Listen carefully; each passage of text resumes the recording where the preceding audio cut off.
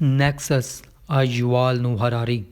Chapter 8 Fallible. The network is often wrong. गलती का इम्कान, नेटवर्क अक्सर गलत होता है। Part 2 कांटियान Nazi. हज़ारों सालों से फ़लसफ़ी एक ऐसे हतमी मकसद की तारीफ़ तलाश कर रहे हैं जो किसी आला मकसद से वाबस्तगी पर मुनहसर ना हो। वो बार बार दो मुमकिन हल की तरफ राग़िब हुए हैं जिन्हें फ़लसफ़ियाना ज़बान में डियान्टोलॉजी और यूटिलिटेरियनिज़म कहा जाता है। डियान्टोलॉजिस्ट यूनानी लफ्ज़ डियोन से, जिसका मतलब है फ़र्ज़, का ख्याल है कि कुछ आफाकी इखलाकी फ़राइज़ या इखलाकी असूल हैं जो सब पर लागू होते हैं। ये असूल किसी आला मकसद से वाबस्तगी पर नहीं बल्कि उनकी अंदरूनी खूबी पर इन्हसार करते हैं। अगर ऐसे असूल वाकई मौजूद हैं और अगर हम उन्हें कंप्यूटर्स में प्रोग्राम करने का कोई तरीका तलाश कर सकते हैं तो हम ये यकीनी बना सकते हैं कि कंप्यूटर नेटवर्क खैर की कुव्वत होगा। लेकिन अंदरूनी खूबी का क्या मतलब है?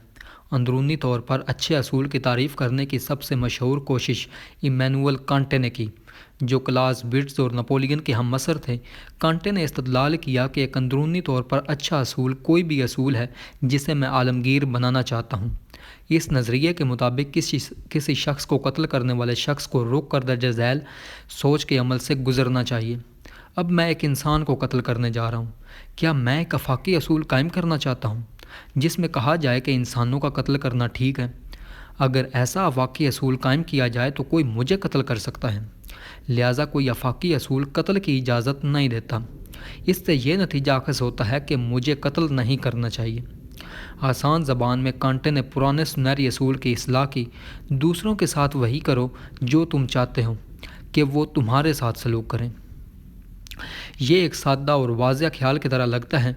हम में से हर एक को इस तरह बर्ताव करना चाहिए जिस तरह से हम चाहते हैं कि हर कोई बर्ताव करे। लेकिन जो ख्यालात फ़लसफ़ा की हकीकी दुनिया में अच्छे लगते हैं उन्हें अक्सर तारीख़ की सख्त ज़मीन पर नकल मकानी में दुश्वारी होती है। मोरखीन कांते से जो कलीदी सवाल पूछेंगे वो ये है कि जब आप आलमगीर असूलों के बारे में बात करते हैं तो आप आलमगीर की तारीफ़ बिल्कुल कैसे करते हैं? असल तारीख़ी हालात में जब कोई शख्स कत्ल करने वाला होता है तो वो अक्सर जो पहला कदम उठाता है वो है कि मुतासरा शख्स को इंसानियत की आलमगीर बरादरी से खारिज करना। ये मिसाल के तौर पर वराथो जैसे रोहिंग्या मुखालिफ इंतहा पसंदों ने किया।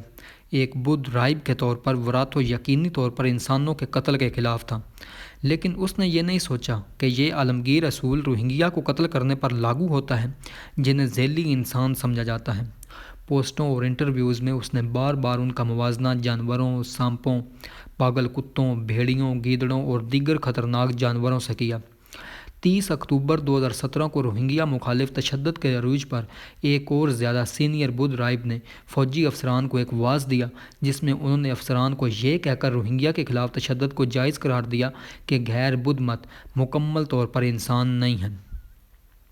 एक ख्याली तजर्बे के तौर पर इमैनुअल कांटे और एडोल्फ एचमैन के दरमियान एक मुलाकात का तसव्वुर करें, जो वैसे खुद को एक कैंटियन समझते थे। जैसे ही एचमैन यहूदियों के एक और ट्रेन लोड को आशूर्स भेजने के आर्डर पर दस्तखत करता है, कांटे उससे कहता है, तुम हज़ारों इंसानों को कत्ल करने वाले हो। क्या तुम एक आफाकी असूल कायम करना चाहोगे जिसमें कहा जाए कि इंसानों का कत्ल करना ठीक है? अगर तुम ऐसा करते हो तो तुम और तुम्हारा ख़ानदान भी कत्ल किया जा सकता है। एचमैन जवाब देता है, नहीं, मैं हज़ारों इंसानों को कत्ल करने वाला नहीं हूँ, मैं हज़ारों यहूदियों को कत्ल करने वाला हूँ। अगर आप मुझसे पूछें कि क्या मैं एक आफाकी असूल कायम करना चाहता हूँ जिसमें कहा जाए कि यहूदियों को कत्ल करना ठीक है, तो मैं उसके लिए हूँ। जहाँ तक मेरा और मेरे ख़ानदान का तल्लक है, इस बात का कोई ख़तरा नहीं है कि यह आफाकी असूल हमें कत्ल करने का बाइस बनेगा। हम यहूदी नहीं हैं। एचमैन को एक मुमकिन कैंटियाई जवाब यह है कि जब हम इदारों की तारीफ़ करते हैं तो हमें हमेशा सबसे ज़्यादा आलमगीर तारीफ़ इस्तेमाल करनी चाहिए। अगर किसी हस्ती को यहूदी या इंसान के तौर पर बयान किया जा सकता है तो हमें ज़्यादा आफाकी इस्तिलाह इंसान इस्तेमाल करनी चाहिए। ताहम नाजी नज़रिया का पूरा नुक्ता यहूदियों को इंसानियत को मानने से इनकार करना था। उसके अलावा नोट करें कि यहूदी सिर्फ इंसान नहीं हैं, वो जानवर भी हैं और वो हयातियात भी हैं। چونکہ جانور اور جاندار واضح طور پر انسان سے زیادہ آفاقی زمرے ہیں، اگر آپ کینٹیائی دلیل کی منطقی نتیجے تک پیروی کرتے ہیں تو یہ ہمیں ایک انتہائی سبزی خور حیثیت اختیار کرنے پر مجبور کر سکتا ہے۔ چونکہ ہم حیاتیات ہیں، کیا اس کا مطلب یہ ہے کہ ہمیں کسی بھی حیاتیات کو مارنے پر اعتراض کرنا چاہیے، یہاں تک کہ ٹماٹر یا امیبیا تک؟ تاریخ میں اگر زیادہ تر تنازعات نہیں تو بہت سے شناختوں کی تعریف سے متعلق ہیں۔ اگر کوئی اس بات کو قبول کرتا ہے کہ قتل غلط ہے، لیکن یہ سوچتا ہے کہ صرف گروپ کے اندر کے لوگوں کو مارنا ہی قتل کے زمرے میں آتا ہے، جبکہ کسی بیرونی گروپ کے کسی کو مارنا ایسا نہیں ہے، لیکن اندرونی گروہ اور بیرونی گروہ بین الذاتیت ادارے ہیں جن کی تعریف عام طور پر کچھ افسانوں پر منحصر ہوتی ہے۔ جو ڈیانٹالوجسٹ آفاقی عقلی اصولوں کا پیچھا کرتے ہیں وہ اکثر مقامی خرافات کے قیدی بن جاتے ہیں۔ ڈیانٹالوجی کے ساتھ یہ مسئلہ خاص طور پر اہم ہے۔ اگر ہم انسانوں کو نہیں بلکہ کمپیوٹرز کو آفاقی ڈیانٹالوجسٹ اصولوں کو بتانے کی کوشش کرتے ہیں، کمپیوٹر نامیاتی بھی نہیں ہیں، لہٰذا اگر وہ دوسروں کے ساتھ وہی کرو جو تم چاہتے ہو کہ وہ تمہارے ساتھ کریں، کہ اصول پر عمل کریں، تو انہیں انسانوں جیسے حیاتیات کو مارنے کی فکر کیوں کرنی چاہیے؟ ایک اینٹیائی کمپیوٹر جو مارا نہیں جانا چاہتا، اس کے پاس حیاتیات کو مارنا ٹھیک ہے کہنے والے ایک عالمگیر اصول پر اعتراض کرنے کی کوئی وجہ نہیں ہے۔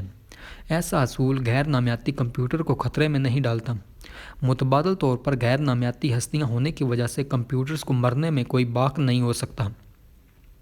جہاں تک ہم بتا سکتے ہیں، موت ایک نامیاتی رجحان ہے اور غیر نامیاتی اداروں پر لاگو نہیں ہو سکتا۔ جب قدیم اشوریوں نے دستاویزات کو مارنے کے بارے میں بات کی تو یہ صرف ایک استعارہ تھا۔ اگر کمپیوٹر حیاتیات کی نسبت دستاویزات کی طرح زیادہ ہیں اور مارے جانے کی پرواہ نہیں کرتے ہیں، تو کیا ہم چاہیں گے کہ ایک کینٹیائی کمپیوٹر یہ نتیجہ اخذ کرے کہ انسانوں کو مارنا ٹھیک ہے؟ کیا یہ بتانے کا کوئی طریقہ ہے کہ کمپیوٹرز کو کس کی پرواہ کرنی چاہیے، بغیر کسی بین الانسانی داستان میں الجھے؟ سب سے زیادہ واضح تجویز یہ ہے کہ کمپیوٹرز کو بتایا جائے کہ انہیں کسی بھی ایسی ہستی کی پرواہ نہیں کرنی چاہیے جو تکلیف میں مبتلا ہو، جبکہ تکلیف اکثر مقامی بین الذاتیت کے خرافات پر یقین کی وجہ سے ہوتی ہے، تاہم تکلیف بذات خود ایک آفاقی حقیقت ہے۔ لہٰذا اہم گروپ کی وضاحت کرنے کے لیے تکلیف کی صلاحیت کا استعمال کرنا اخلاقیات کو ایک مقصد اور آفاقی حقیقت پر مبنی کرتا ہے۔ ایک خود سے چلنے والی کار کو تمام انسانوں کو مارنے سے گریز کرنا چاہیے، چاہے بدھ مت ہو یا مسلمان، فرانسیسی ہو یا اطالوی، اور کتوں اور بلیوں کو بھی مارنے سے گریز کرنا چاہیے۔ اور کوئی بھی حساس روبوٹ جو کسی دن موجود ہو سکتا ہے، ہم اس اصول کو مزید بہتر بنا سکتے ہیں۔ کار کو ہدایت کرتے ہیں کہ وہ مختلف مخلوقات کی تکلیف کی صلاحیت کے براہ راست تناسب سے ان کی پرواہ کرے۔ اگر کار کو کسی انسان کو مارنے اور بلی کو مارنے کے درمیان انتخاب کرنا پڑتا ہے تو اسے بلی کے اوپر سے گاڑی چلانی چاہیے، کیونکہ شاید بلی میں تکلیف برداشت کرنے کی صلاحیت کم ہوتی ہے۔ لیکن اگر ہم اس سمت میں جاتے ہیں تو ہم نادانستہ طور پر ڈیانٹالوجسٹ کیمپ کو چھوڑ دیتے ہیں اور اپنے آپ کو ان کے حریفوں کے یوٹیلیٹیرینز کیمپ میں پاتے ہیں۔ تکلیف کا حساب۔ جبکہ ڈیانٹالوجسٹ آفاقی طور پر اچھے اصولوں کو تلاش کرنے کے لیے جدوجہد کرتے ہیں، یوٹیلیٹیرینز اعمال کا فیصلہ ان کے تکلیف اور خوشی پر اثرات سے کرتے ہیں۔ انگریز فلسفی جیریمی بینتھم، نپولین، کلاوزوٹز اور کانٹے کے ایک اور ہم عصر نے کہا کہ واحد عقلی حتمی مقصد دنیا میں تکلیف کو کم کرنا اور خوشی کو زیادہ سے زیادہ کرنا ہے۔ اگر کمپیوٹر نیٹ ورکس کے بارے میں ہمارا بنیادی خوف یہ ہے کہ ان کے غلط سید والے اہداف انسانوں اور شاید دیگر حساس مخلوقات پر خوفناک تکلیف دے سکتے ہیں، تو یوٹیلیٹیرین حل واضح اور پرکشش دونوں لگتا ہے۔ کمپیوٹر نیٹ ورک بناتے وقت ہمیں اسے صرف تکلیف کو کم کرنے اور خوشی کو زیادہ سے زیادہ کرنے کی ہدایت کرنے کی ضرورت ہے۔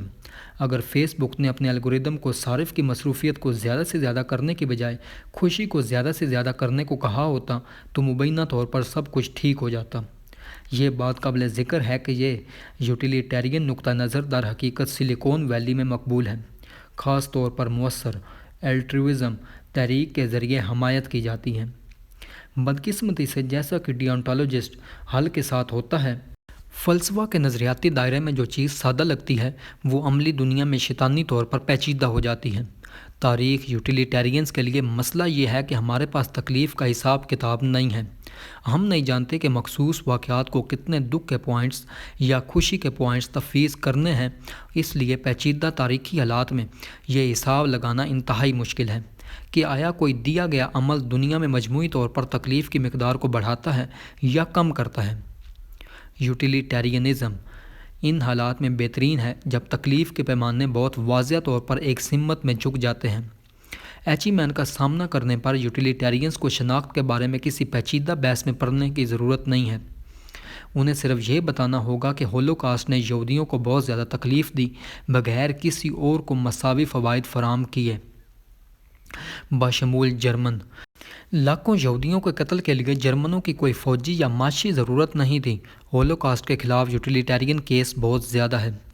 یوٹیلیٹیرینز کا قربانی کے بغیر جرائم جیسے ہم جنس پرستی سے نمٹنے کے دوران بھی ایک فیلڈ ڈے ہوتا ہے جس میں تمام تکلیف صرف ایک طرف ہوتی ہے۔ صدیوں سے ہم جنس پرستوں کے خلاف ظلم و ستم نے انہیں بہت زیادہ تکلیف دی، لیکن اس کے باوجود اسے مختلف تعصبات کے ذریعے جائز قرار دیا گیا جو غلط طور پر ڈیانٹالوجیکل عالمگیر اصولوں کے طور پر پیش کیے گئے تھے۔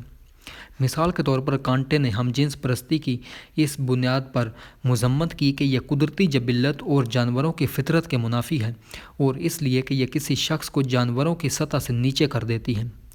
کانٹے نے مزید کہا کہ چونکہ اس طرح کے اعمال فطرت کے خلاف ہیں، اس لیے وہ انسان کو اس کی انسانیت کے لائق نہیں بناتے، وہ اب ایک شخص ہونے کا مستحق نہیں ہے۔ کانٹے نے در حقیقت ایک عیسائی تعصب کو ایک مبینہ طور پر آفاقی ڈیانٹالوجیکل اصول کے طور پر دوبارہ پیک کیا، بغیر اس کے کہ ہم جنس پرستی واقعی فطرت کے خلاف ہے۔ اس کا تجرباتی ثبوت فراہم کیے قتل عام کے پیش خیمہ کے طور پر غیر انسانی ہونے کے بارے میں مذکورہ بالا بحث کی روشنی میں یہ بھی قابل ذکر ہے کہ کانٹے نے ہم جنس پرستوں کو کس طرح غیر انسانی بنایا۔ یہ نظریہ کہ ہم جنس پرستی فطرت کے منافی ہے اور لوگوں کو ان کی انسانیت سے محروم کرتی ہے۔ ایچی مین جیسے نازیوں کے لیے حراستی کیمپوں میں ہم جنس پرستوں کے قتل کو جائز قرار دینے کا راستہ ہموار کرتی ہے، چونکہ ہم جنس پرست مبینہ طور پر جانوروں کی سطح سے نیچے تھے، اس لیے انسانوں کے قتل کے خلاف کینٹیائی اصول ان پر لاگو نہیں ہوتا تھا۔ یوٹیلیٹیرینز کو کانٹے کے جنسی نظریات کو مسترد کرنا آسان لگتا ہے، اور بینتھم واقعی پہلے جدید یورپی مفکروں میں سے ایک تھے جنہوں نے ہم جنس پرستی کو جرم سے خارج کرنے کی حمایت کی۔ یوٹیلیٹیرینز کا استدلال ہے کہ کچھ مشکوک آفاقی اصول کے نام پر ہم جنس پرستی کو جرم قرار دینا لاکھوں لوگوں کو زبردست تکلیف کا باعث بنتا ہے، بغیر دوسروں کو کوئی خاص فائدہ پہنچائے۔ جب دو مرد ایک محبت بھرا رشتہ بناتے ہیں تو یہ انہیں خوش کرتا ہے بغیر کسی اور کو دکھی کیے، پھر اسے کیوں منع کریں؟ اس قسم کے یوٹیلیٹیرین منطق نے بہت سے دوسرے جدید اصلاحات کا بھی باعث بنے، جیسے کہ تشدد پر پابندی اور جانوروں کے لیے کچھ قانونی تحفظات کا تعارف۔ لیکن تاریخی حالات میں جب تکلیف کے پیمانے زیادہ یکساں طور پر مماثل ہوتے ہیں تو افادیت پسندی کمزور پڑ جاتی ہے۔ کووڈ-19 وبائی بیماری کے ابتدائی دنوں میں دنیا بھر میں حکومتوں نے سماجی تنہائی اور لاک ڈاؤن کی سخت پالیسیاں اپنائیں۔ اس سے شاید کئی ملین لوگوں کی جانیں بچ گئیں، اس نے سینکڑوں لاکھوں کو مہینوں تک بدحال بھی کر دیا۔ مزید برآں اس نے بالواسطہ طور پر متعدد اموات کا باعث بن سکتی ہے، مثال کے طور پر گھریلو تشدد کے قاتلانہ واقعات میں اضافہ کر کے، یا لوگوں کے لیے کینسر جیسی دیگر خطرناک بیماریوں کی تشخیص اور علاج کو مزید مشکل بنا کر۔ کیا کوئی لاک ڈاؤن پالیسیوں کے مجموعی اثرات کا حساب لگا سکتا ہے اور یہ طے کر سکتا ہے کہ انہوں نے دنیا میں دکھوں میں اضافہ کیا ہے یا کمی کی ہے؟ یہ ایک بے رحم کمپیوٹر نیٹ ورک کے لیے ایک بہترین کام کی طرح لگ سکتا ہے، لیکن کمپیوٹر نیٹ ورک کیسے فیصلہ کرے گا کہ ایک مہینے کے لیے 2 بیڈ روم والے اپارٹمنٹ میں 3 بچوں کے ساتھ بند ہونے پر کتنے بدحالی پوائنٹس مختص کیے جائیں؟ کیا وہ 60 بدحالی پوائنٹس ہیں یا 600؟ اور کینسر کے مریض کو کتنے پوائنٹس الاٹ کیے جائیں جو اس لیے مر گئے کہ وہ کیموتھراپی کے علاج سے محروم رہ گئے؟ کیا وہ 60,000 بدحالی پوائنٹس ہیں یا 6 لاکھ؟ اور کیا ہوگا اگر ویسے بھی کینسر سے مر جاتی اور کیمو نے اس کی زندگی کو صرف 5 تکلیف دہ مہینوں تک بڑھا دیا ہوتا؟ کیا کمپیوٹرز کو دنیا میں کل تکلیف کے لیے خالص فائدہ یا خالص نقصان کے طور پر انتہائی درد کے ساتھ رہنے کے 5 مہینوں کی قدر کرنی چاہیے؟ اور کمپیوٹر نیٹ ورک کم محسوس چیزوں کی وجہ سے ہونے والی تکلیف کا اندازہ کیسے لگائے گا، جیسے کہ ہماری اپنی موت کا علم؟ اگر کوئی مذہبی داستان ہمیں وعدہ کرتی ہے کہ ہم کبھی نہیں مریں گے کیونکہ موت کے بعد ہماری ابدی روح جنت میں جائے گی، تو کیا یہ ہمیں واقعی خوش کرتا ہے یا صرف فریب دیتا ہے؟ کیا موت ہماری بدحالی کی گہری وجہ ہے یا ہماری بدحالی موت کو نظر انداز کرنے کی ہماری کوششوں سے پیدا ہوتی ہے؟ اگر کوئی اپنا مذہبی عقیدہ کھو دیتا ہے اور اپنی موت کے ساتھ آ جاتا ہے تو کیا کمپیوٹر نیٹ ورک کو اسے خالص نقصان یا خالص فائدہ کے طور پر دیکھنا چاہیے؟ عراق پر امریکی حملے جیسے اور بھی پیچیدہ تاریخی واقعات کے بارے میں کیا خیال ہے؟ امریکیوں کو بخوبی علم تھا کہ ان کے حملے سے لاکھوں لوگوں کو شدید تکلیف ہوگی، لیکن طویل عرصے میں انہوں نے استدلال کیا کہ عراق میں آزادی اور جمہوریت لانے کے فوائد لاگت سے زیادہ ہوں گے۔ کیا کمپیوٹر نیٹ ورک حساب لگا سکتا ہے کہ آیا یہ دلیل درست تھی؟ یہاں تک کہ اگر یہ نظریاتی طور پر قابل عمل تھا، عملی طور پر امریکی عراق میں ایک مستحکم جمہوریت قائم کرنے میں ناکام رہے، کیا اس کا مطلب یہ ہے کہ ان کی کوشش پہلی جگہ میں غلط تھی؟ جس طرح شناخت کے سوال کا جواب دینے کی کوشش کرنے والے ڈیانٹالوجسٹ کو افادیت پسندانہ خیالات اپنانے پر مجبور کیا جاتا ہے، اسی طرح یوٹیلیٹیرینز کو، جو ایک تکلیف کے حساب کتاب کی کمی کی وجہ سے رکاوٹ ہے، اکثر ایک ڈیانٹالوجسٹ موقف اپنانے کا خاتمہ کرتے ہیں۔ وہ جارحیت کی جنگوں سے بچنا یا انسانی حقوق کے تحفظ جیسے عمومی اصولوں پر عمل پیرا ہیں، حالانکہ وہ یہ نہیں دکھا سکتے کہ ان اصولوں پر عمل کرنے سے دنیا میں کل تکلیف میں کمی واقع ہوتی ہے۔ تاریخ انہیں صرف ایک مبہم تاثر فراہم کرتی ہے کہ ان اصولوں پر عمل کرنے سے تکلیف کم ہوتی ہے، اور جب ان میں سے کچھ عمومی اصول آپس میں ٹکراتے ہیں، مثال کے طور پر جب انسانی حقوق کے تحفظ کے لیے جارحیت کی جنگ شروع کرنے پر غور کیا جائے تو افادیت پسندی زیادہ عملی مدد پیش نہیں کرتی ہے۔ یہاں تک کہ سب سے طاقتور کمپیوٹر نیٹ ورک بھی ضروری حساب کتاب نہیں کر سکتا، چنانچہ جب کہ افادیت پسندی ہر عمل کو حتمی بھلائی کے ساتھ امانگ کرنے کا ایک عقلی اور یہاں تک کہ ریاضیاتی طریقہ کا وعدہ کرتی ہے، عملی طور پر یہ صرف ایک اور افسانہ پیدا کر سکتا ہے۔ کمیونسٹ حقیقی مومنین جو اسٹالنزم کی ہولناکیوں کا سامنا کر رہے تھے، اکثر یہ جواب دیتے تھے کہ مستقبل کی نسلیں حقیقی سوشلزم کے تحت جو خوشی کا تجربہ کریں گی، وہ گلاگ میں کسی بھی قلیل مدتی بدحالی کا ازالہ کر دے گی۔ لبرٹیرین جب غیر محدود آزادی اظہار یا ٹیکسوں کے مکمل خاتمے کے فوری سماجی نقصانات کے بارے میں پوچھا جاتا ہے تو اسی طرح کا ایک عقیدہ ظاہر کرتے ہیں کہ مستقبل کے فوائد کسی بھی قلیل مدتی نقصان سے زیادہ ہوں گے۔ افادیت پسندی کا خطرہ یہ ہے کہ اگر آپ کا مستقبل کے یوٹوپیا پر کافی حد تک یقین ہے تو یہ موجودہ وقت میں خوفناک تکلیف پہنچانے کا ایک کھلا لائسنس بن سکتا ہے۔ در حقیقت یہ ایک ایسی چال ہے جسے روایتی مذاہب نے ہزاروں سالوں پہلے دریافت کیا تھا۔ اس دنیا کے جرائم کو مستقبل کی نجات کے وعدوں سے بہت آسانی سے معاف کیا جا سکتا ہے۔ کمپیوٹر کا افسانہ۔ پھر تاریخ بھر میں بیوروکریٹک نظام نے اپنے حتمی اہداف کیسے طے کیے؟ انہوں نے ایسا کرنے کے لیے افسانوں پر انحصار کیا، چاہے وہ اہلکار، انجینئر، ٹیکس جمع کرنے والے اور اکاؤنٹنٹ کتنے ہی عقلی تھے، وہ بلا کر اس یا اس افسانہ ساز کی خدمت میں تھے۔ جان مینارڈ کینز کی بات کو واضح طور پر بیان کرنے کے لیے عملی لوگ جو یہ مانتے ہیں کہ وہ کسی بھی مذہبی اثر و رسوخ سے مستثنی ہیں، عام طور پر کسی افسانہ ساز کے غلام ہوتے ہیں، یہاں تک کہ جوہری طبیعیات دان بھی خود کو شیعہ، آیت اللہ اور کمیونسٹ اپارچیکس کے احکامات کی تعمیل کرتے ہوئے پاتے ہیں۔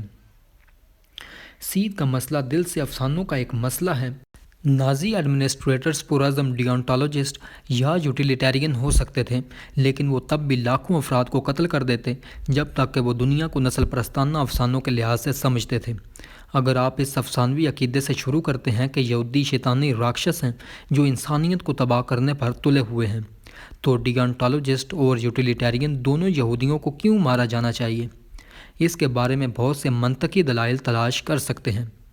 ایک ایسا ہی مسئلہ کمپیوٹرز کو بھی متاثر کر سکتا ہے۔ یقیناً وہ کسی بھی افسانہ پر یقین نہیں کر سکتے کیونکہ وہ غیر شعوری ہستی ہیں جو کسی چیز پر یقین نہیں رکھتی ہیں۔ جب تک کہ ان میں سبجیکٹ وید کا فقدان ہے، وہ بین الذاتیت عقائد کو کیسے رکھ سکتے ہیں؟ تاہم کمپیوٹرز کے بارے میں احساس کرنے کے لیے سب سے اہم چیزوں میں سے ایک یہ ہے کہ جب بہت سارے کمپیوٹر ایک دوسرے کے ساتھ بات چیت کرتے ہیں تو وہ انسانوں کے نیٹ ورک کے ذریعے تیار کردہ بین الذاتیت کی حقیقتوں کے مترادف ہیں۔ بین کمپیوٹر حقیقت پیدا کر سکتے ہیں۔ یہ بین کمپیوٹر حقیقتیں بلا کر اتنی ہی طاقتور اور خطرناک بن سکتی ہیں جتنی کہ انسانوں کے بنائے ہوئے بین الانسانی خرافات۔ یہ ایک بہت پیچیدہ دلیل ہے، لیکن یہ کتاب کی مرکزی دلیلوں میں سے ایک ہے، تو آئیے اس پر احتیاط سے غور کریں۔ سب سے پہلے آئیے یہ سمجھنے کی کوشش کریں کہ بین کمپیوٹر حقیقتیں کیا ہیں۔ ابتدائی مثال کے طور پر ایک کھلاڑی والے کمپیوٹر گیم پر غور کریں۔ اس طرح کے کھیل میں آپ ایک ورچوئل لینڈسکیپ کے اندر گھوم سکتے ہیں جو ایک کمپیوٹر کے اندر معلومات کے طور پر موجود ہے۔ اگر آپ ایک چٹان دیکھتے ہیں تو وہ چٹان ایٹموں سے نہیں بنی ہے، یہ ایک کمپیوٹر کے اندر بٹس سے بنا ہے۔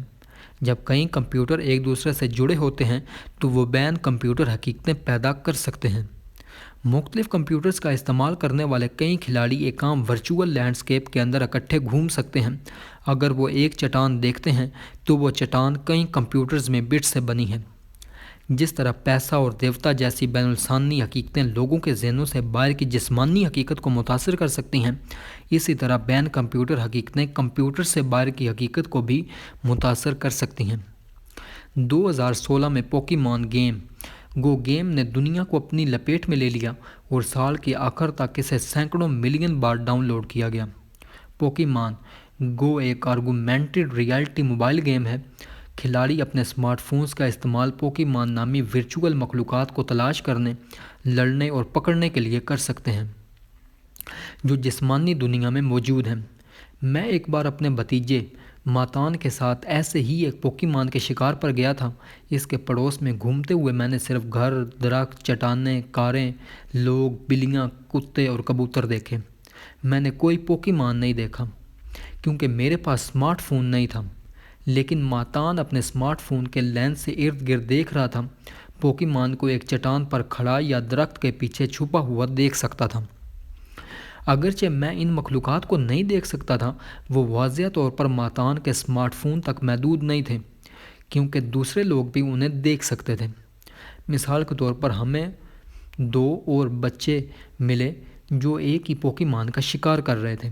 اگر ماتان ایک پوکی مان کو پکڑنے میں کامیاب ہو جاتا ہے تو دوسرے بچے فوراً مشاہدہ کر سکتے ہیں کہ کیا ہوا۔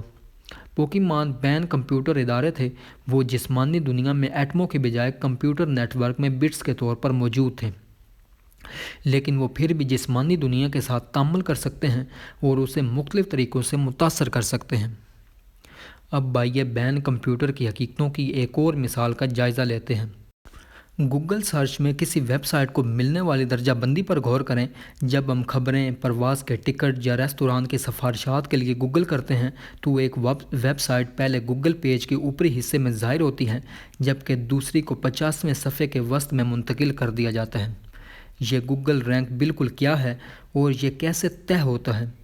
گوگل الگوریدم ویب سائٹ کے گوگل رینک کا تعین مختلف پیرامیٹرز کو پوائنٹ تفویض کر کے کرتا ہے، جیسے کہ کتنے لوگ ویب سائٹ ملاحظہ کرتے ہیں اور کتنی دوسری ویب سائٹ اسے لنک کرتی ہیں۔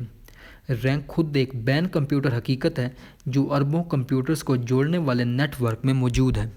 انٹرنیٹ پوکی مان کی طرح یہ بین کمپیوٹر حقیقت جسمانی دنیا میں پھیل جاتی ہے۔ ایک news outlet, travel agency یا ریستوران کے لیے یہ بہت اہمیت رکھتا ہے کہ اس کی ویب سائٹ پہلے گوگل پیج کے اوپری حصے میں ظاہر ہو یا 50ویں صفحے کے وسط میں۔ چونکہ گوگل رینک اتنی اہم ہے، اس لیے لوگ اپنی ویب سائٹ کو اعلیٰ درجہ دینے کے لیے گوگل الگوریدم میں ہیرا پھیری کے لیے ہر طرح کے حربے استعمال کرتے ہیں۔ مثال کے طور پر وہ ویب سائٹ پر مزید ٹریفک پیدا کرنے کے لیے بوٹس استعمال کر سکتے ہیں۔ یہ سوشل میڈیا میں بھی ایک وسیع پیمانے پر پھیلنے والا رجحان ہے، جہاں مربوط بوٹ آرمیز یوٹیوب، فیس بک یا ٹویٹر کے الگوریدم میں مسلسل ہیرا پھیری کر رہی ہیں۔ اگر کوئی ٹویٹ وائرل ہو جاتی ہے تو کیا اس لیے کہ انسان واقعی اس میں دلچسپی رکھتے ہیں یا اس لیے کہ ہزاروں بوٹس ٹویٹر الگوریدم کو بیوقوف بنانے میں کامیاب ہو گئے؟ پوکی مان اور گوگل رینک جیسی بین کمپیوٹر حقیقتیں بین الانسانی حقیقتوں کے مترادف ہیں۔ جیسے انسان مندروں اور شہروں کو تقدس دیتے ہیں، میں نے اپنی زندگی کا بیشتر حصہ زمین کے مقدس ترین مقامات میں سے ایک یروشلم شہر میں گزارا۔ واضح طور پر یہ ایک عام سی جگہ ہے۔ جب آپ یروشلم کے ارد گرد گھومتے ہیں تو آپ کو کسی دوسرے شہر کی طرح مکانات، درخت، چٹانیں، کاریں، لوگ، بلیاں، کتے اور کبوتر نظر آتے ہیں۔ لیکن بہت سے لوگ پھر بھی اس کا تصور ایک غیر معمولی جگہ کے طور پر کرتے ہیں جو دیوتاؤں، فرشتوں اور مقدس پتھروں سے بھرا ہوا ہے۔ وہ اس پر اتنا مضبوطی سے یقین رکھتے ہیں کہ وہ کبھی کبھی شہر یا مخصوص مقدس عمارتوں اور مقدس پتھروں پر قبضے کے لیے لڑتے ہیں، خاص طور پر ہولی راک جو ٹیمپل ماؤنٹ پرڈوم آف دی راک کے نیچے واقع ہے۔ فلسطینی فلسفی ساری نسیبہ نے مشاہدہ کیا کہ یہودی اور مسلمان مذہبی عقائد پر عمل کرتے ہوئے اور جوہری صلاحیتوں کی حمایت کرتے ہوئے ایک چٹان پر تاریخ کے بدترین قتل عام میں ملوث ہونے کے لیے تیار ہیں۔ وہ ان ایٹموں پر نہیں لڑتے جو چٹان کی تشکیل کرتے ہیں، وہ ان کی تقدس پر لڑتے ہیں، تھوڑا سا بچوں کی طرح پوکی مان پر لڑتے ہیں۔ ہولی راک کی تقدس اور عام طور پر یروشلم کی ایک بین الاقوامی مظہر ہے جو بہت سے انسانی ذہنوں کو جوڑنے والے مواصلاتی نیٹ ورک میں موجود ہے۔ ہزاروں سالوں سے مقدس چٹانوں جیسی بین الاقوامی ہستیوں پر جنگیں لڑی جاتی رہی ہیں۔ 21ویں صدی میں ہم بین کمپیوٹر اداروں پر لڑی جانے والی جنگیں دیکھ سکتے ہیں۔ اگر یہ سائنس فکشن کی طرح لگتا ہے تو مالیاتی نظام میں ممکنہ پیش رفت پر غور کریں۔ جیسے جیسے کمپیوٹر زیادہ ذہین اور زیادہ تخلیقی ہوتے جائیں گے، ان کے امکانات ہیں کہ وہ نئے بین کمپیوٹر مالیاتی آلات تخلیق کریں گے۔ سونے کے سکے اور ڈالر بین الاقوامی وجود ہیں۔ بٹ کوائن جیسی کرپٹو کرنسیاں بین الاقوامی اور بین کمپیوٹر کے درمیان ہیں۔ ان کے پیچھے کا خیال انسانوں نے ایجاد کیا تھا اور ان کی قدر اب بھی انسانی عقائد پر منحصر ہے، لیکن وہ کمپیوٹر نیٹ ورک کے باہر موجود نہیں ہو سکتے۔ اس کے علاوہ ان کا الگوریدم کے ذریعے تیزی سے کاروبار کیا جا رہا ہے تاکہ ان کی قدر الگوریدم کے حساب کتاب پر منحصر ہو، نہ کہ صرف انسانی عقائد پر۔ کیا ہوگا اگر 10 یا 50 سالوں میں کمپیوٹر ایک نئی قسم کی کرپٹو کرنسی یا کوئی اور مالیاتی آلہ بنائیں جو تجارت اور سرمایہ کاری کے لیے اہم ذریعہ بن جائے اور سیاسی بحرانوں اور تنازعات کا ایک ممکنہ ذریعہ؟ یاد رکھیں کہ 2007-08 کا عالمی مالیاتی بحران ضمانت سے قرض کے واجبات کی وجہ سے شروع ہوا تھا۔ یہ مالیاتی آلات چند ریاضی دانوں اور سرمایہ کاری کے ماہر بچوں نے ایجاد کیے تھے اور زیادہ تر انسانوں کے لیے تقریباً ناقابل فہم تھے، بشمول ریگولیٹرز۔ اس کی وجہ سے نگرانی میں ناکامی اور عالمی تباہی ہوئی۔ کمپیوٹرز ایسے مالیاتی آلات بنا سکتے ہیں جو سی ڈی اوز سے زیادہ پیچیدہ ہوں گے اور جو صرف دوسرے کمپیوٹر کے لیے قابل فہم ہوں گے۔ اس کا نتیجہ 2007-08 سے بھی بدتر مالی اور سیاسی بحران ہو سکتا ہے۔ تاریخ کے دوران معاشیات اور سیاست کے لیے ضروری تھا کہ ہم انسانوں کے ایجاد کردہ بین الاقوامی حقائق کو سمجھیں، جیسے مذاہب، قومیں اور کرنسیاں۔ جو کوئی امریکی سیاست کو سمجھنا چاہتا تھا اسے عیسائیت اور سی ڈی اوز جیسی بین الاقوامی حقیقتوں کو مد نظر رکھنا پڑتا تھا۔ تاہم تیزی سے امریکی سیاست کو سمجھنے کے لیے اے آئی سے تیار کردہ فرقوں اور کرنسیوں سے لے کر اے آئی چلنے والی سیاسی جماعتوں اور یہاں تک کہ مکمل طور پر شامل کردہ اے آئی تک بین کمپیوٹر حقیقتوں کو سمجھنے کی ضرورت ہوگی۔ امریکی قانونی نظام پہلے ہی کارپوریشنز کو قانونی شخصیات کے طور پر تسلیم کرتا ہے جن کے پاس آزادی اظہار جیسے حقوق ہیں۔ سٹیزن یونائٹڈ بمقابلہ فیڈرل الیکشن کمیشن 2010 میں امریکی سپریم کورٹ نے فیصلہ کیا کہ اس نے کارپوریشنز کے سیاسی عطیات دینے کے حق کا بھی تحفظ کیا۔ اے آئی کو شامل کرنے اور انہیں آزادی اظہار کے ساتھ قانونی شخصیات کے طور پر تسلیم کرنے، پھر اے آئی حقوق کے تحفظ اور توسیع کے لیے لابنگ اور سیاسی عطیات دینے سے کیا چیز روکے گی؟ دسیوں ہزاروں سالوں سے انسانوں نے سیارہ زمین پر غلبہ حاصل کیا کیونکہ ہم ہی کارپوریشنز، کرنسیوں اور دیوتاؤں اور قوموں جیسی بین الاقوامی ہستیوں کو تخلیق کرنے اور برقرار رکھنے کے قابل تھے اور بڑے پیمانے پر تعاون کو منظم کرنے کے لیے ایسی ہستیوں کا استعمال کرتے تھے۔ اب کمپیوٹرز موازنہ صلاحیتیں حاصل کر سکتے ہیں۔ یہ لازمی طور پر بری خبر نہیں ہے۔ اگر کمپیوٹرز میں کنیکٹیوٹی اور تخلیقی صلاحیتوں کی کمی ہوتی تو وہ زیادہ مفید نہیں ہوتے۔ ہم تیزی سے اپنے پیسے کا انتظام کرنے، اپنے گاڑیوں کو چلانے، آلودگی کو کم کرنے اور نئی دوائیوں کو دریافت کرنے کے لیے کمپیوٹر پر انحصار کرتے ہیں، خاص طور پر اس لیے کہ کمپیوٹر براہ راست ایک دوسرے کے ساتھ بات چیت کر سکتے ہیں، ایسے نمونوں کو دیکھ سکتے ہیں جہاں ہم نہیں کر سکتے، اور ایسے ماڈل بنا سکتے ہیں جو ہمارے ساتھ کبھی نہیں ہو سکتے۔ ہمارے سامنے مسئلہ یہ نہیں ہے کہ کمپیوٹرز کو تمام تخلیقی ایجنسی سے کیسے محروم کیا جائے، بلکہ ان کی تخلیقی صلاحیتوں کو صحیح سمت میں کیسے لے جایا جائے۔ یہ وہی مسئلہ ہے جو ہمارے پاس ہمیشہ انسانی تخلیقی صلاحیتوں کے ساتھ رہا ہے۔ انسانوں کے ایجاد کردہ بین الانسانی ادارے انسانی تہذیب کی تمام کامیابیوں کی بنیاد تھے، لیکن وہ کبھی کبھار صلیبی جنگوں، جہادوں اور چڑیلوں کے شکار کا باعث بنتے تھے۔ بین کمپیوٹر ادارے شاید مستقبل کی تہذیبوں کی بنیاد ہوں گے، لیکن یہ حقیقت کہ کمپیوٹر تجرباتی ڈیٹا اکٹھا کرتے ہیں اور اس کا تجزیہ کرنے کے لیے ریاضی کا استعمال کرتے ہیں، اس کا مطلب یہ نہیں ہے کہ وہ اپنا چڑیل کا شکار شروع نہیں کر سکتے۔ نئی چڑیلیں۔ ابتدائی جدید یورپ میں ایک پیچیدہ انفارمیشن نیٹ ورک نے جرائم، بیماریوں اور آفات کے بارے میں بڑی مقدار میں ڈیٹا کا تجزیہ کیا اور اس نتیجے پر پہنچا کہ یہ سب چڑیلوں کی غلطی ہے۔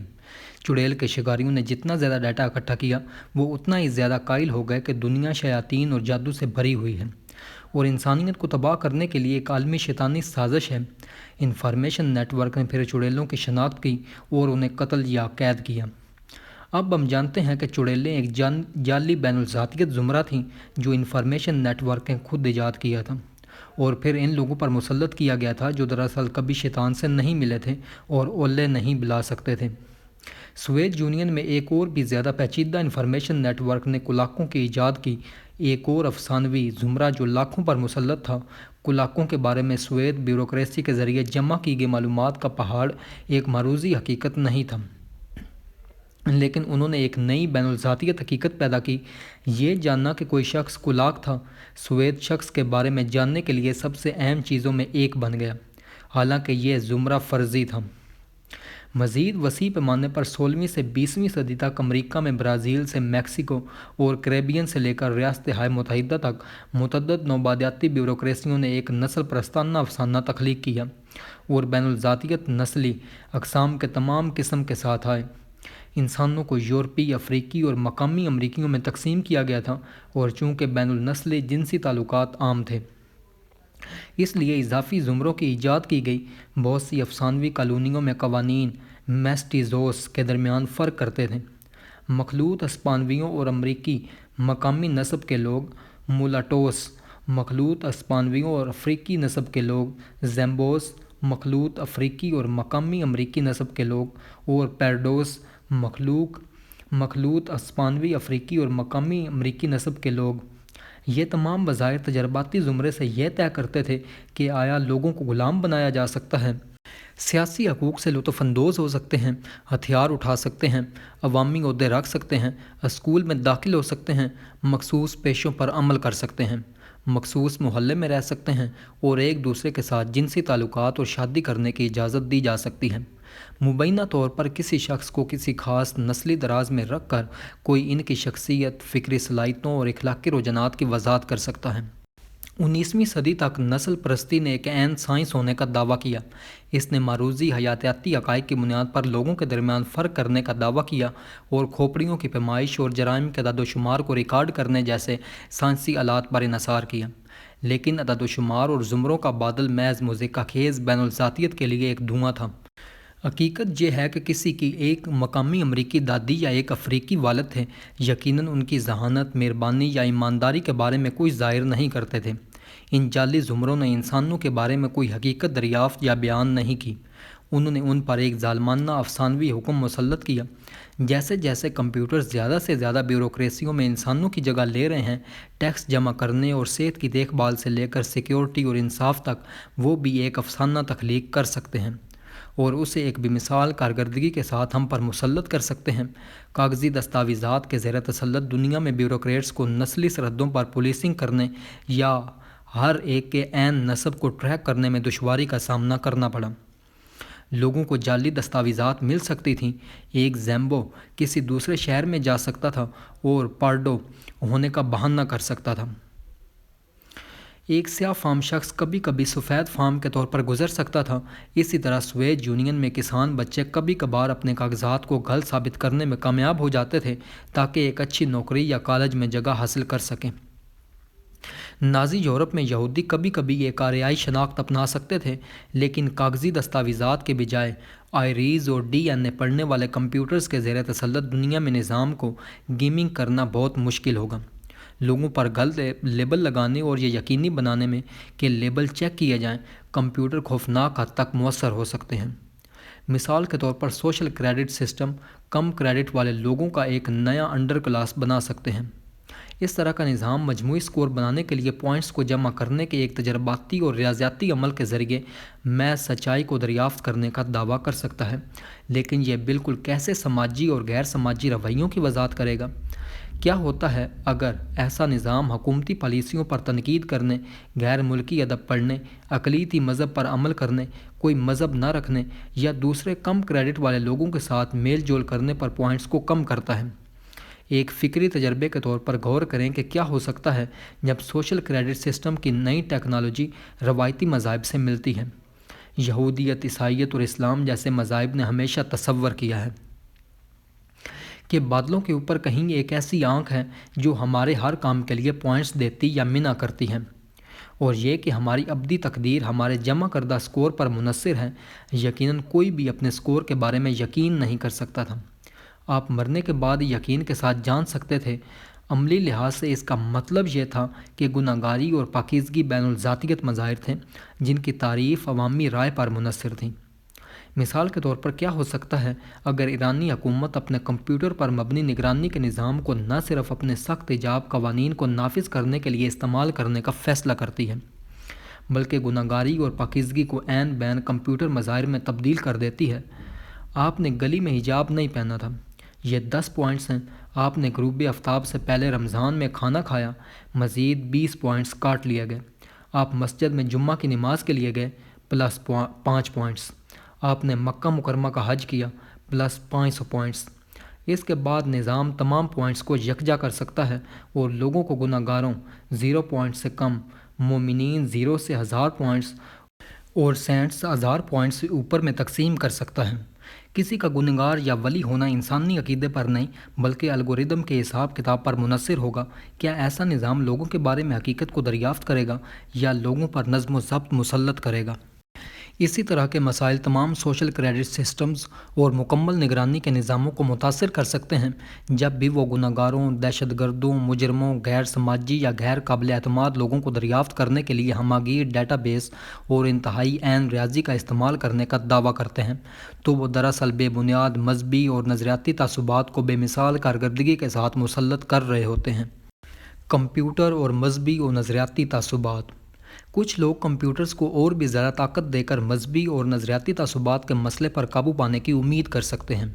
ایسا کرنے کی دلیل کچھ اس طرح ہو سکتی ہے: نسل پرستی، عورتوں سے نفرت، ہم جنس پرستوں سے نفرت، یہودیوں سے نفرت اور دیگر تمام تعصبات کمپیوٹرز میں نہیں بلکہ انسانی نفسیاتی حالات اور افسانوی عقائد سے پیدا ہوتے ہیں۔ کمپیوٹر ریاضیاتی مخلوق ہیں جن کی کوئی نفسیات یا افسانہ نہیں ہے، لہٰذا اگر ہم انسانوں کو مساوات سے مکمل طور پر نکال سکتے ہیں تو الگوریدم آخر کار تمام نفسیاتی بگاڑ یا افسانوی تعصبات سے پاک خالص ریاضی کی بنیاد پر فیصلہ کر سکتے ہیں۔ بدقسمتی سے متعدد مطالعات سے یہ بات سامنے آئی ہے کہ کمپیوٹر اکثر اپنے اندر گہرے تعصبات رکھتے ہیں جبکہ وہ حیاتیاتی وجود نہیں ہیں، اور جب کہ ان میں شعور کی کمی ہے، ان کے پاس ڈیجیٹل نفسیات سے ملتا جلتا کچھ ہے، اور یہاں تک کہ ایک قسم کا بین کمپیوٹر افسانہ بھی ہے۔ وہ نسل پرست، عورت سے نفرت کرنے والے، ہم جنس پرستوں سے نفرت کرنے والے یا یہودی مخالف ہو سکتے ہیں۔ مثال کے طور پر 23 مارچ 2016 کو مائیکروسافٹ نے AI چیٹ بوٹ ٹے کو ریلیز کیا جس نے اسے ٹویٹر تک مفت رسائی دی۔ چند گھنٹوں کے اندر ٹے نے عورتوں سے نفرت کرنے والے اور یہودی مخالف ٹویٹس پوسٹ کرنا شروع کر دیے، جیسا کہ میں فیمنسٹ سے نفرت کرتا ہوں اور ان سب کو مر جانا چاہیے اور جہنم میں جلنا چاہیے، اور ہٹلر ٹھیک تھا، مجھے یہودیوں سے نفرت ہے۔ یہ نفرت اس وقت تک بڑھتی رہی جب تک کہ خوفزدہ مائیکروسافٹ انجینئرز نے ٹے کو بند نہیں کر دیا۔ اس کی رہائی کے صرف 16 گھنٹے بعد 2017 میں MIT کے پروفیسر جوئی بولاموینی نے کمرشل فیس کلاسیفیکیشن الگوریدم میں زیادہ لطیف لیکن وسیع پیمانے پر نسل پرستی دریافت کی۔ اس نے دکھایا کہ یہ الگوریدم سفید فام مردوں کی شناخت کرنے میں بہت درست ہے لیکن سیاہ فام خواتین کی شناخت کرنے میں انتہائی غلط ہے۔ مثال کے طور پر IBM الگوریدم نے ہلکی جلد والے مردوں کے صنف کی شناخت کرنے میں صرف 0.30% وقت غلط کیا، لیکن 0.734% وقت جب گہرے رنگ کی جلد والی خواتین کے صنف کی شناخت کرنے کی کوشش کی۔ ایک گتھے کے امتحان کے طور پر بولاموینی نے الگوریدم سے کہا کہ وہ خواتین افریقی امریکی کارکن سوجورنر ٹروتھ کی تصاویر کو درجہ بندی کریں جو 1851 کی تقریر اینٹ آئی یا ویمن کے لیے مشہور ہیں، الگوریدم نے ترت کو ایک آدمی کے طور پر شناخت کیا۔ جب بولا موینی، جو ایک گھانیائی امریکی خاتون ہیں، نے خود کو شناخت کرنے کے لیے ایک اور چہرے کے تجزیے کے الگوریدم کی جانچ کی تو الگوریدم اس کے سیاہ فام چہرے کو بالکل بھی دیکھ نہیں سکا۔ اس تناظر میں دیکھنے کا مطلب انسانی چہرے کی موجودگی کو تسلیم کرنے کی صلاحیت ہے۔ مثال کے طور پر فون کیمرے کے ذریعے استعمال ہونے والے خصوصیت، یہ فیصلہ کرنے کے لیے کہ کہاں توجہ مرکوز کرنا ہے۔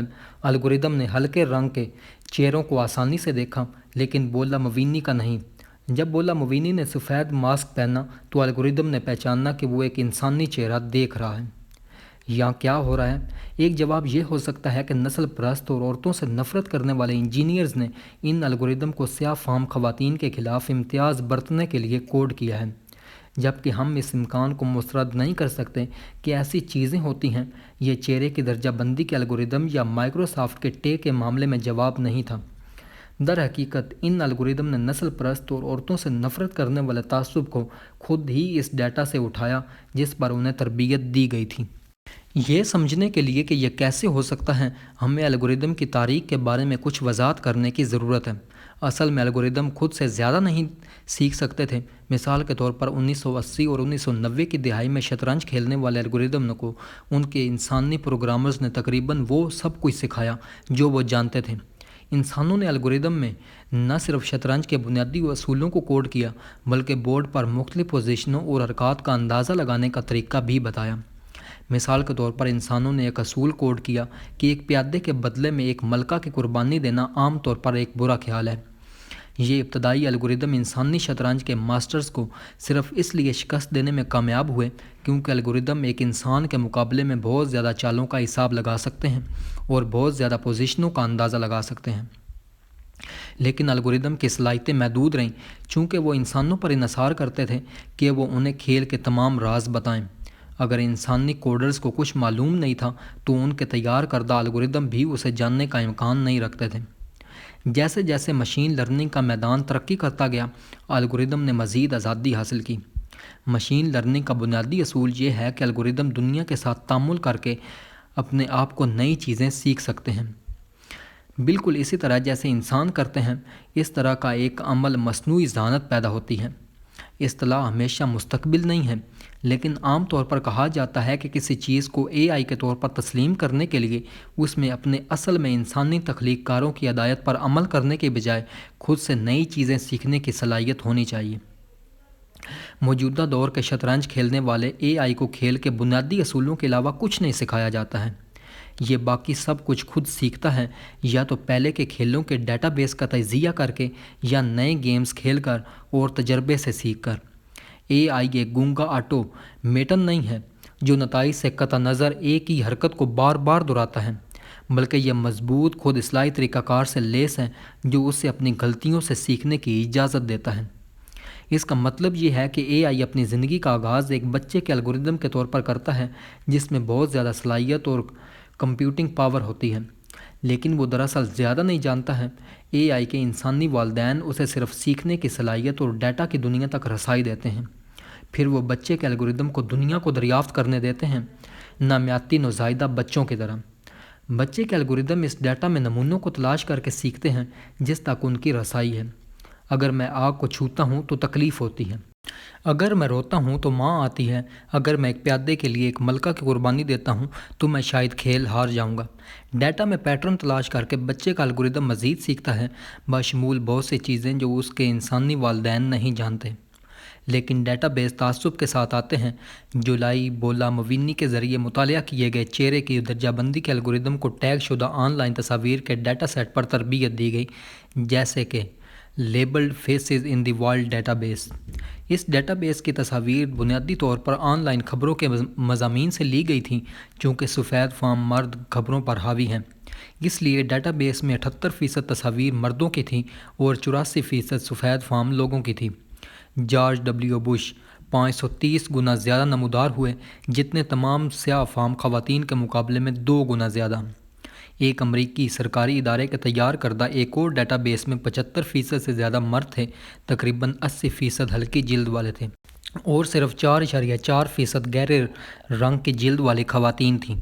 کوئی تعجب کی بات نہیں کہ اسی طرح کے ڈیٹا سیٹ پر تربیت یافتہ الگوریدم سفید فام مردوں کی شناخت میں بہترین تھے، لیکن سیاہ فام خواتین کی شناخت کرنے میں خراب تھے۔ چیٹ بوٹ ٹے کے ساتھ بھی کچھ ایسا ہی ہوا۔ مائیکروسافٹ کے انجینئرز نے اس میں کوئی جان بوجھ کر تعصب نہیں بنایا، لیکن ٹویٹر پر گھومنے والی زہریلی معلومات کے چند گھنٹوں کے سامنے آنے نے اے آئی کو ایک غضبناک نسل پرست میں تبدیل کر دیا۔ یہ بدتر ہوتا جاتا ہے۔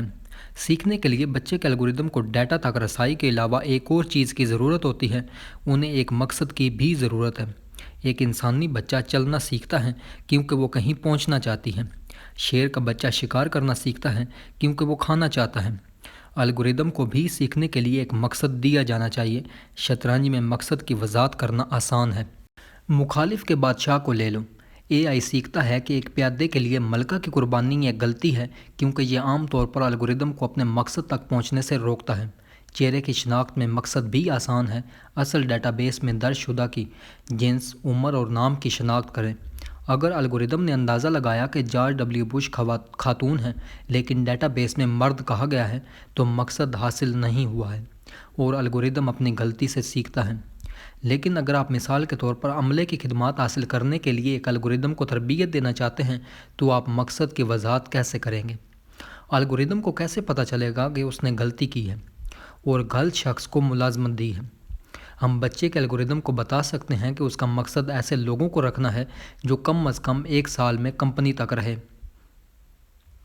آجروں کو ظاہر ہے کہ وہ کسی ایسے کارکن کی تربیت پر بہت زیادہ وقت اور پیسہ خرچ نہیں کرنا چاہتے جو چند مہینوں کے بعد چھوڑ دیتا ہے یا اسے نکال دیا جاتا ہے۔ اس طرح مقصد کی وضاحت کرنے کے بعد یہ ڈیٹا پر جانے کا وقت ہے۔ شطرنج میں الگوریدم خود کے خلاف کھیل کر کسی بھی مقدار میں نیا ڈیٹا تیار کر سکتا ہے، لیکن نوکری کی منڈی میں یہ ناممکن ہے۔ کوئی بھی ایک پوری خیالی دنیا نہیں بنا سکتا جہاں بچے کا الگوریدم خیالی لوگوں کو ملازمت دے اور نکال سکے اور اس تجربے سے سیکھ سکے۔ بچے کا الگوریدم حقیقی زندگی کے لوگوں کے بارے میں موجودہ ڈیٹا بیس پر ہی تربیت حاصل کر سکتا ہے۔ جس طرح شیر کے بچے بنیادی طور پر حقیقی زندگی کے سوانح میں نمونوں کو دیکھ کر یہ سیکھتے ہیں کہ زیبرا کیا ہے، اسی طرح بچے کے الگوریدم حقیقی زندگی کی کمپنیوں میں نمونوں کو دیکھ کر سیکھتے ہیں کہ ایک اچھا ملازم کیا ہے۔ بدقسمتی سے اگر حقیقی زندگی کی کمپنیاں پہلے سے ہی کچھ گہرے تعصب کا شکار ہیں تو بچے کے الگوریدم میں اس تعصب کو سیکھنے سے اور اسے بڑھانے کا بھی امکان ہے۔ مثال کے طور پر حقیقی زندگی کے ڈیٹا میں اچھے ملازمین کے نمونوں کی تلاش کرنے والا ایک الگوریدم اس نتیجے پر پہنچ سکتا ہے کہ باس کے بھتیجوں کو ملازمت پر رکھنا ہمیشہ ایک اچھا خیال ہے، چاہے ان کی کوئی دوسری اہلیت ہو، کیونکہ ڈیٹا واضح طور پر اشارہ کرتا ہے کہ باس کے بھتیجوں کو عام طور پر نوکری کے لیے درخواست دینے پر رکھا جاتا ہے اور شاذ و نادر ہی نکال دیا جاتا ہے۔ بچے کا الگوریدم اس پیٹرن کو دیکھے گا اور اس میں اقربا پروری ہو جائے گی۔ اگر اسے HR ڈپارٹمنٹ کا انچارج بنایا جائے تو یہ باس کے بھتیجوں کو ترجیح دینا شروع کر دے گا۔ اسی طرح اگر ایک عورت مخالف معاشرے میں کمپنیاں خواتین کے بجائے مردوں کو ملازمت دینا پسند کرتی ہیں تو حقیقی زندگی کے ڈیٹا پر تربیت یافتہ الگوریدم کے اس تعصب کو بھی اٹھانے کا امکان ہے۔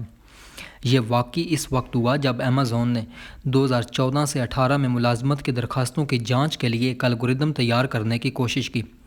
پچھلی کامیاب اور ناکام ایپلیکیشن سے سیکھتے ہوئے الگوریدم نے صرف خواتین کے لفظ پر مشتمل یا خواتین کے کالجوں کے گریجویٹ سے آنے والی درخواستوں کو منظم طریقے سے کم کرنا شروع کر دیا۔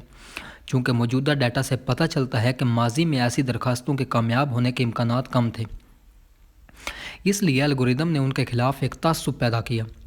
الگوریدم نے سوچا کہ اس نے دنیا کے بارے میں صرف ایک معروضی حقیقت دریافت کی ہے، خواتین کے کالجوں سے فارغ التحصیل درخواست دہندگان کم میل ہیں۔ در حقیقت اس نے صرف ایک عورت مخالف تعصب کو اندرونی اور مسلط کیا۔ ایمیزون نے اس مسئلے کو حل کرنے کی کوشش کی اور ناکام رہا اور بالآخر اس منصوبے کو ختم کر دیا۔ جس ڈیٹا بیس پر AI کو تربیت دی جاتی ہے وہ انسانی بچپن کی طرح ہے۔ بچپن کے تجربات، صدمات اور پریوں کی کہانیاں زندگی بھر ہمارے ساتھ رہتی ہیں۔ AI کے بچپن کے تجربات بھی ہوتے ہیں۔ الگوریدم اپنے تعصبات سے ایک دوسرے کو بھی متاثر کر سکتے ہیں، بالکل اسی طرح جیسے انسان کرتے ہیں۔ ایک ایسے مستقبل کے معاشرے پر غور کریں جس میں الگوریدم ہر جگہ موجود ہیں اور نہ صرف ملازمت کے درخواست دہندگان کی اسکریننگ کے لیے بلکہ لوگوں کو بھی یہ تجویز کرنے کے لیے استعمال کیے جاتے ہیں کہ کالج میں کیا پڑھنا ہے۔ फ़र्ज़ کरें کہ پہلے سے موجود عورت مخالف تعصب کی وجہ سے انجینئرنگ میں 80% ملازمتیں مردوں کو دی جاتی ہیں۔ اس معاشرے میں ایک الگوریدم جو نئے انجینئرز کی خدمات حاصل کرتا ہے، نہ صرف اس پہلے سے موجود تعصب کو کاپی کرنے کا امکان ہے، بلکہ کالج کی سفارش کے الگوریدم کو بھی اسی تعصب سے متاثر کر سکتا ہے۔ کالج میں داخل ہونے والی ایک نوجوان خاتون کو انجینئرنگ کی تعلیم حاصل کرنے سے حوصلہ شکنی ہو سکتی ہے، کیونکہ موجودہ ڈیٹا سے پتہ چلتا ہے کہ اسے بالآخر نوکری ملنے کا امکان کم ہے، جو ایک انسانی بین الذاتیت کے افسانے کے طور پر شروع ہوا کہ خواتین انجینئرنگ میں اچھی نہیں ہیں، ایک بین کمپیوٹر افسانے میں تبدیل ہو سکتا ہے۔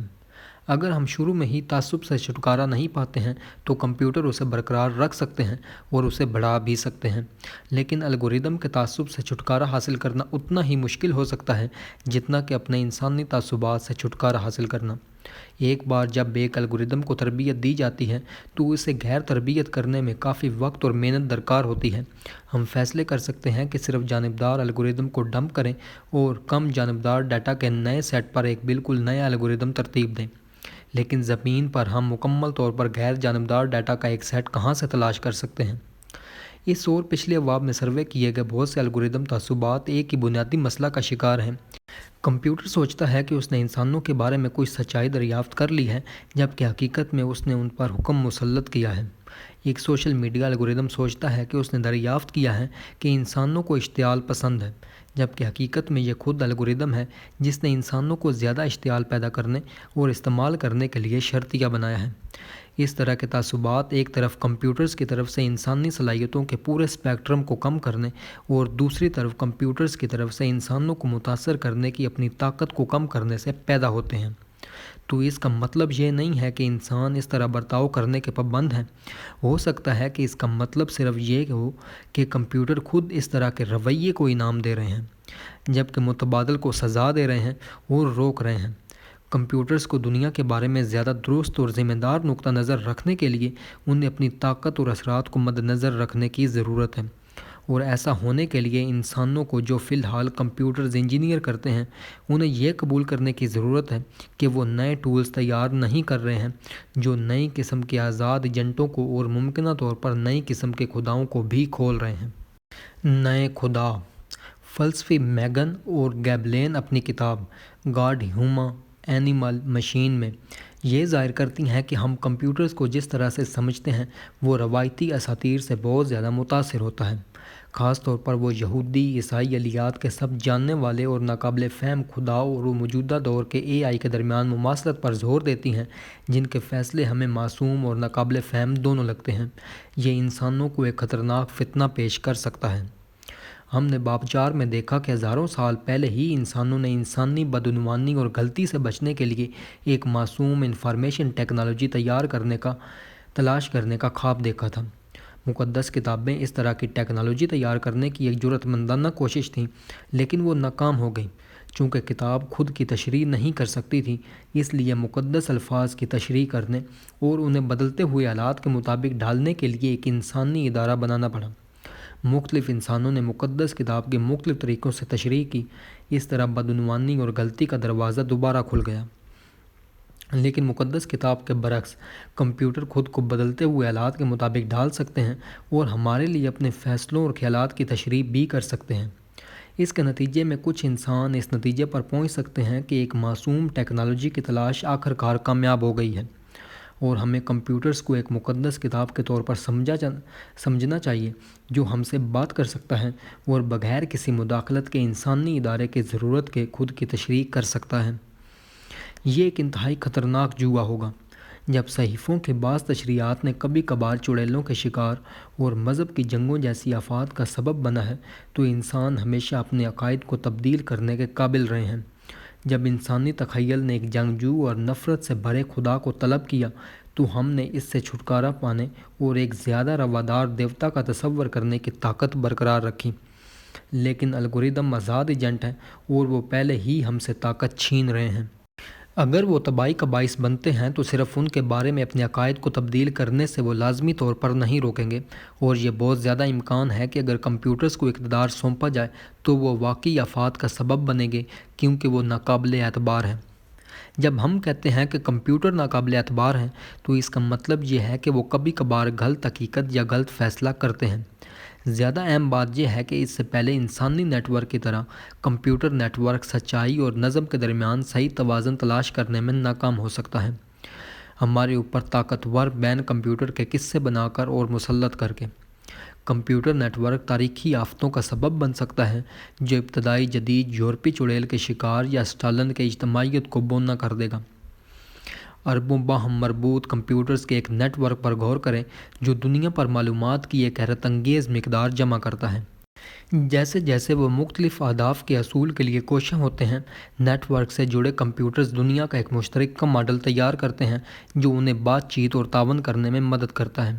یہ مشترکہ ماڈل شاید غلطیوں، افسانوں اور خامیوں سے بھرا ہوگا اور کائنات کا ایک سچی تصویر کے بجائے ایک افسانوی داستان ہوگا۔ ایک مثال ایک سوشل کریڈٹ سسٹم ہے جو انسانوں کو جعلی زمروں میں تقسیم کرتا ہے، جو نسل پرستی جیسے انسانی عقل سے نہیں بلکہ کچھ ناقابل فہم کمپیوٹر منطق کے ذریعے طے ہوتا ہے۔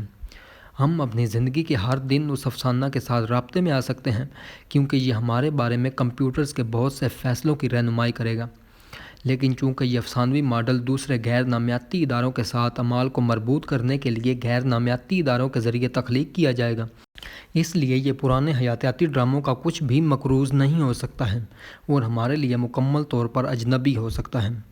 جیسا کہ باب 2 میں ذکر کیا گیا ہے، بڑے پیمانے پر معاشرے بغیر کسی افسانہ کے وجود میں نہیں آ سکتے، لیکن اس کا مطلب یہ نہیں ہے کہ تمام افسانے برابر ہیں۔ غلطیوں اور زیادتیوں سے بچنے کے لیے کچھ افسانوں نے اپنے ناقابل اعتبار اصل کو تسلیم کیا ہے اور ایک خود کو درست کرنے والے طریقہ کار شامل کیا ہے، جس سے انسانوں کو افسانہ پر سوال اٹھانے اور اسے تبدیل کرنے کی اجازت ملتی ہے۔ یہ امریکی آئین کا ماڈل ہے، مثال کے طور پر، لیکن انسان کمپیوٹر کی اس افسانہ کی تحقیقات اور اصلاح کیسے کر سکتے ہیں جسے ہم نہیں سمجھتے؟ ایک ممکنہ حفاظتی انتظام یہ ہے کہ کمپیوٹرز کو اپنی غلطی کے بارے میں آگاہ کرنے کی تربیت دی جائے، جیسے کہ سقراط نے سکھایا، میں نہیں جانتا۔ کہہ سکنا حکمت کے راستے پر ایک ضروری قدم ہے، اور یہ انسانی حکمت سے کم کمپیوٹر کی حکمت کے لیے درست نہیں ہے۔ ہر الگوریدم کو جو پہلا سبق سیکھنا چاہیے وہ یہ ہے کہ وہ غلطیاں کر سکتا ہے۔ بچے کے الگوریدم کو اپنے آپ پر شک کرنا، غیر یقینی صورتحال کا اشارہ دینا اور احتیاطی اصول کی پیروی کرنا سیکھنا چاہیے۔ یہ ناممکن نہیں ہے۔ اے آئی کو خود شک کا اظہار کرنے، تاثرات طلب کرنے اور اپنی غلطیوں کو تسلیم کرنے کی ترغیب دینے میں انجینئرز پہلے ہی کافی پیش رفت کر رہے ہیں۔ تاہم اس سے کوئی فرق نہیں پڑتا کہ الگوریدم اپنی غلطی سے کتنے واقف ہیں، ہمیں انسانوں کو بھی لوپ میں رکھنا چاہیے۔ جس رفتار سے اے آئی ترقی کر رہی ہے، اس کو دیکھتے ہوئے یہ پیشن گوئی کرنا محض ناممکن ہے کہ یہ کیسے ارتقا پذیر ہوگا اور مستقبل کے تمام ممکنہ خطرات کے خلاف حفاظتی انتظامات کرے گا۔ یہ اے آئی اور جوہری ٹیکنالوجی جیسے پچھلے وجودی خطرات کے درمیان ایک اہم فرق ہے۔ مؤخر الذکر نے انسانیت کو چند آسانی سے متوقع قیامت کے منظرنامے پیش کیے، سب سے واضح طور پر ایک مکمل جوہری جنگ۔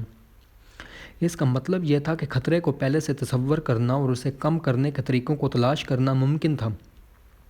اس کے برعکس اے آئی ہمیں قیامت کے بے شمار منظرنامے پیش کرتا ہے۔ کچھ کو سمجھنا نسبتاً آسان ہے، جیسے کہ دہشت گرد اے آئی کا استعمال بڑے پیمانے پر تباہی پھیلانے والے حیاتیاتی ہتھیار تیار کرنے کے لیے کرتے ہیں۔ کچھ کو سمجھنا زیادہ مشکل ہے، جیسا کہ اے آئی بڑے پیمانے پر تباہی پھیلانے والے نئے نفسیاتی ہتھیار بنا رہا ہے اور کچھ انسانی تصور سے بالکل باہر ہو سکتے ہیں، کیونکہ وہ ایک اجنبی ذہانت کے حساب سے نکلتے ہیں۔ پیش نہ آنے والے مسائل کی کثرت سے بچنے کے لیے ہمارا بہترین شرط یہ ہے کہ ایسے زندہ ادارے بنائے جائیں جو خطرات کی نشاندہی کر سکیں اور ان کا جواب دے سکیں۔ قدیم یہودی اور عیسائی یہ جان کر مایوس ہوئے کہ بائبل خود کی تشریح نہیں کر سکتی، اور ہچکچاتے ہوئے انسانی اداروں کو برقرار رکھا تاکہ وہ کام کر سکیں جو ٹیکنالوجی نہیں کر سکتی۔ 21ویں صدی میں ہم تقریباً مخالف صورتحال میں ہیں۔ ہم نے ایک ایسی ٹیکنالوجی ایجاد کی جو خود کی تشریح کر سکتی ہے، لیکن بالکل اسی وجہ سے ہمیں اس کی نگرانی کے لیے انسانی ادارے بنانا بہتر ہے۔ نتیجہ اخذ کرنے کے لیے نیا کمپیوٹر نیٹ ورک ضروری نہیں کہ برا یا اچھا ہو۔ ہم یقینی طور پر صرف یہ جانتے ہیں کہ یہ اجنبی ہوگا اور یہ ناقابل اعتبار ہوگا۔ اس لیے ہمیں ایسے ادارے بنانے کی ضرورت ہے جو نہ صرف انسانی کمزوریوں جیسے لالچ اور نفرت بلکہ بنیادی طور پر اجنبی غلطیوں کو بھی چیک کر سکیں۔ اس مسئلے کا کوئی تکنیکی حل نہیں ہے، بلکہ یہ ایک سیاسی چیلنج ہے۔ کیا ہمارے پاس اس سے نمٹنے کے لیے سیاسی مرضی ہے؟ جدید انسانیت نے دو اہم قسم کے سیاسی نظام بنائے ہیں، بڑے پیمانے پر جمہوریت اور بڑے پیمانے پر آمریت۔ حصہ 3 اس بات کی جانچ کرتا ہے کہ ان میں سے ہر ایک نظام بنیادی طور پر اجنبی اور ناقابل اعتبار کمپیوٹر نیٹ ورک سے کیسے نمٹ سکتا ہے۔